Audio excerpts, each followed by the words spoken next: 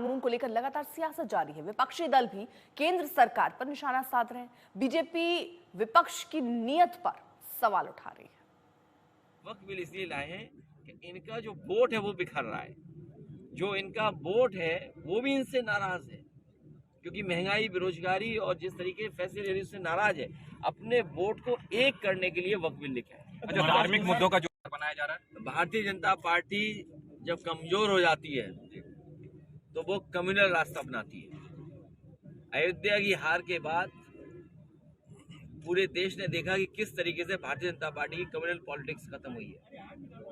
ये जितना भी वक्त बिल लाया जा रहा है और खासकर अल्पसंख्यकों पर अन्याय हो रहा है। इस बिल के बारे में, इस अधिनियम के बारे में जो विपक्ष ने एक नकारात्मक एजेंडा चलाया है, भ्रम की स्थिति पैदा की है, उसको बेनकाब करने का काम करेंगे। और मैं ये बताना चाहता हूं कि ये बिल वक्फ में सुधार का है। ये भूमाफियाओं ने जो कब्जे कर रखे हैं उन जमीनों को भूमाफियाओं से छुटाकर गरीब लोगों के गरीब कल्याण के लिए मोदी जी ने एक बिल वक्फ बिल ला के अपने लोगों को कहकर जबरदस्ती से ये वक्फ बिल बना लिया। भाई आज तक उस पर किसी का तकरार ही नहीं था, लेकिन अब जहां झगड़ा नहीं हो रहता, जहां डिस्प्यूट नहीं है, वहां मोदी जी डिस्प्यूट कराने लगते हैं। ये सब षड्यंत्र आरएसएस और बीजेपी का है। देश में जो कानून वक्फ संशोधन पास हुआ, इसको लेकर देश भर में विपक्ष जिस प्रकार का नैरेटिव बनाना चाह रहा है, जो कि उसकी हमेशा आदत में रहा है।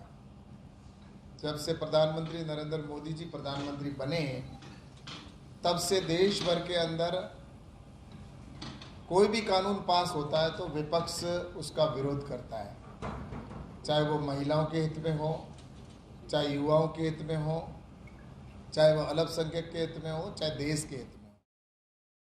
वहीं पूर्व सांसद और बीजेपी नेता सुमेधानंद सरस्वती ने भी वक्फ कानून का विरोध करने वालों पर सवाल उठाए।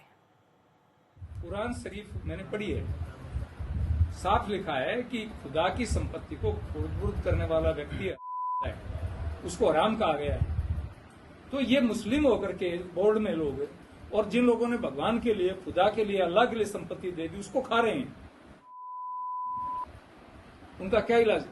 कुरान शरीफ के हिसाब से तो उनको सरेआम कत्लेआम किया जाना चाहिए, जो खुदा की संपत्ति को खुर्द कर रहे हैं। लेकिन हमने इस कानून में ऐसी बात नहीं कही, क्योंकि हम भारतीय संविधान के दायरे को मानते हैं।